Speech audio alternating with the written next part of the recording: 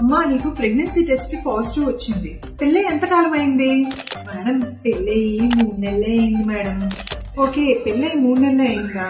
దగ్గర సంబంధం ఏం కాదు కదమ్మా? కాదు మేడం. సరే మేడం, మరి అదేంటంటే మరి అది ఎందుకమ్మా అంత సిగ్గుపడుతున్నావు? ఏం అడగాలనుకుంటున్నావు అడుగు. నేనేమనలే, ఏం అడగాలనుకుంటున్నావు అడుగు. అదే మేడం, మరి కొత్తగా పెళ్ళయింది కదా, మరి ఏంటంటే ఏమిటి సిగ్గుపడుతున్నారా? సరే సరే నాకు అర్థమైందిలే మ్యాటర్. కొత్తగా పెళ్ళైంది మేడం, కల వచ్చా లేదా, అదే కదా మీ డౌట్.